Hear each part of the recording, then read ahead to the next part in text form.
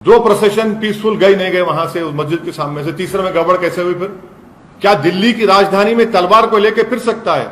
अगर वही तलवार किसी मुसलमान के हाथ में आ गई तो एक तलवार हन दीजिए। यहां पर एक नहीं, सौओं के हाथ में तलवारें हैं, कट्टा है, पिस्टल है, मुसलमानों के खिलाफ अनाप शनाप के आप नारे लगा रहे हैं, गाने बजा रहे हैं। अरे रिलीजियस प्रोसेशन है, राम के नाम पे निकाल रहे हैं, और उसमें गाली क्यों दे रहे मुसलमान को? आप किसी मस्जिद पर दरगाह पर झंडा क्यों लगा रहे हैं आप? क्या उत्तराखंड में आपने नहीं देखा कि दरगाह के ऊपर चढ़कर झंडा लगा दिया गया?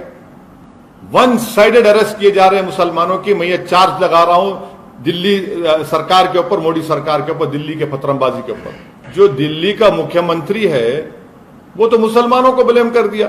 अब उनको शर्म नहीं आती इस तरह का बयान देने के मुसलमानों ने पत्थर फेंके? चुनाव जब आते तो आप सबके वोट लेते, और जब ये मामला आया तो आप दिखाते अपना असली चेहरा।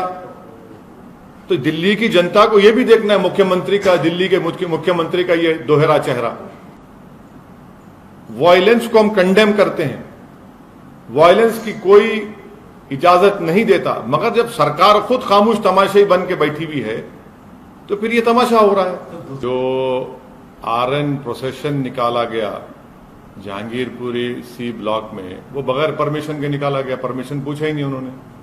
दिल्ली पुलिस कमिश्नर का कहना है जब बगैर पुलिस परमिशन के इस तरह का यात्रा निकालते हैं और उसमें हथियार होते हैं, तलवारें होती हैं, पिस्टल होता है, कंट्री मेड पिस्टल होते हैं, पिस्टल होता है, तो फिर ये पुलिस क्या खामोश तमाशे बनकर बैठी थी कि पुलिस गूंगी हो गई थी, अंधी हो गई थी पुलिस? फिर कैसे आपने निकालने दिया बगैर परमिशन के आपके? और उसमें हथियार की क्या जरूरत है? जब आप रिलीजियस प्रोसेशन निकाल, हथियार क्यों रखते उसमें आप? और फिर हथियार रखते साथ में सब प्रोवोकेटिव नारे लगाते आप, क्यों? और तीसरी बात, आपने उस मस्जिद के सामने जाकर झंडा लगाने की कोशिश क्यों की? वहां पर झंडा क्यों लगाया बल्कि आपने वहां पर? उससे पहले बगैर पुलिस परमिशन के दो प्रोसेशन चले गए थे, ये तीसरा था जो 5:30 बजे का वाकया है। तीसरी बात यह है कि जब से अमित शाह इस देश के होम मिनिस्टर बने हैं, ये वाहिद यूनियन टेरिटरी जहां पर लॉ एंड ऑर्डर एमएचए के तहत आता है।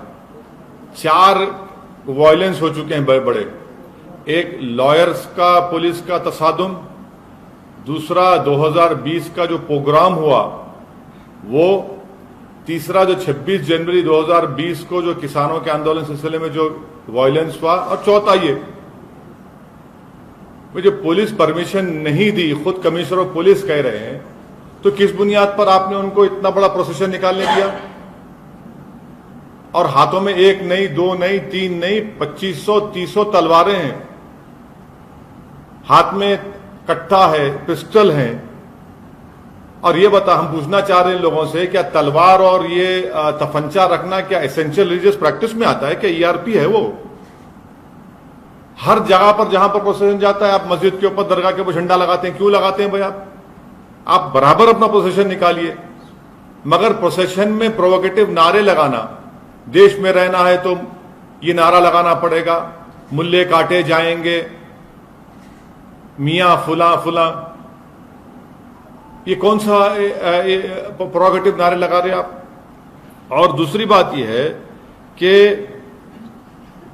जब आपने वहां पर बगैर परमिशन की इजाजत दे दी, पुलिस ने इजाजत दे दी, आज कमिश्नर पुलिस कह रहे हैं, आपने 14 मुसलमानों को गिरफ्तार कर लिया, वो उसमें से कई जुवेनाइल हैं। क्या कर रहे हैं भाई आप? 14 के 14 को पकड़ लिया। और एक लड़का है अंसार, उसका वीडियो है। क्या कमिश्नर पुलिस नहीं देखते? क्या अमित शाह नहीं देखते? क्या इंटेलिजेंस नहीं देखता? वो अंसार को भी नहीं क्यों बनाए? वो अंसार तो उस प्रोसेशन में एक लड़का था जिसके हाथ में इतना बड़ा तलवार थी, उसको समझा रहा है कि बेटा ऐसा काम नहीं करना, हम यहां पर मिलकर रहते, भारत हमारा वतन है, उसको मैंने क्यों बनाते? वन साइडेड कार्रवाई हो रही है। अब मैं शुरू से कह रहा हूं कि वायलेंस उसी वक्त होता है, कम्युनल वायलेंस, जब सरकार चाहती है। जब सरकार नहीं चाहती, कम्युनल वायलेंस नहीं होता। तो यहां पर भी सरकार चाहती थी कि वायलेंस हो, आपने वायलेंस होने दिया।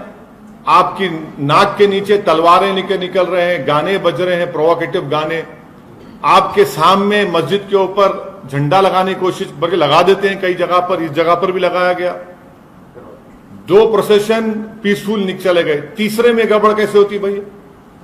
तो ये सब चीजें, इसकी पूरी जिम्मेदारी मोदी सरकार पर आयद होती है। और जो दिल्ली का मुख्यमंत्री है वो तो मुसलमानों को ब्लेम कर दिया। अब उनको शर्म नहीं आती इस तरह का बयान देने के मुसलमानों ने पत्थर फेंके। चुनाव जब आते तो आप सबके वोट लेते, और जब ये मामला आया तो आप दिखाते अपना असली चेहरा। तो दिल्ली की जनता को यह भी देखना है मुख्यमंत्री का, दिल्ली के मुख्यमंत्री का ये दोहरा चेहरा, कि फौरन इल्जाम लगा देते।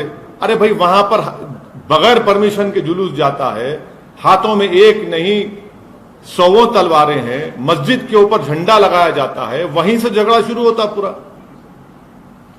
सर, लॉ एंड ऑर्डर किसी भी सरकार का वो होता है।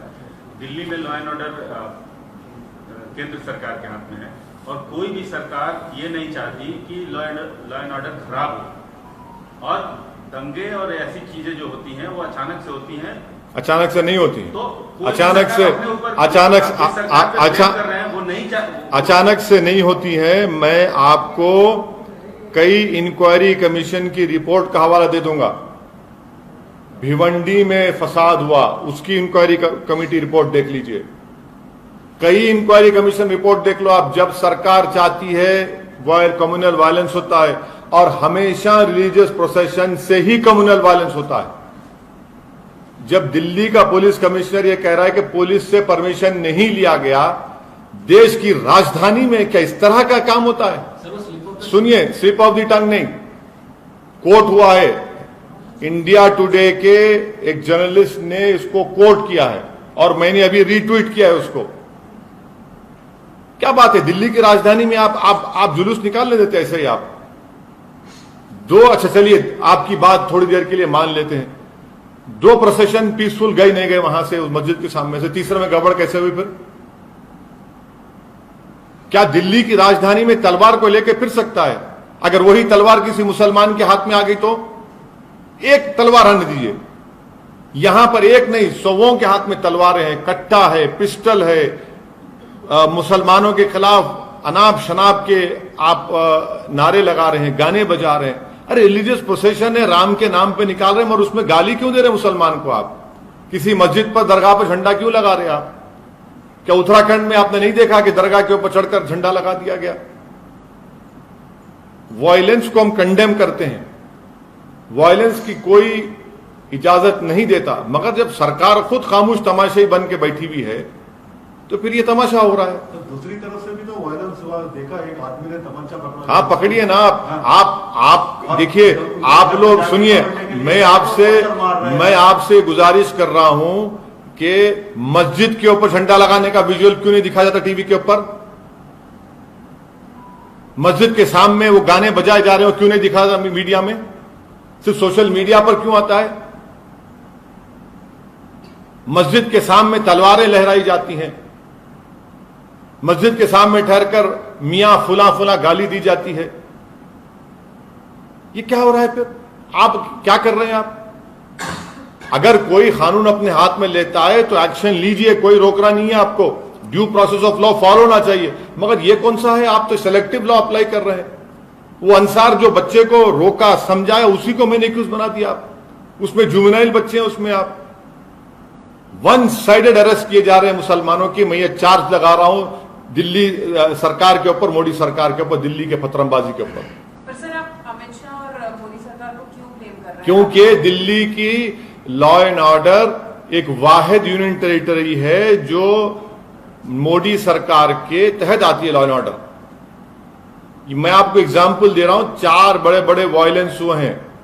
एक लॉयर्स का प्रोटेस्ट, 2020 का प्रोग्राम, तीसरा आपके 26 जनवरी को जो फार्मर्स के प्रोटेस्ट से वायलेंस हुआ, तशद्दुद हुआ, और चौथा ये।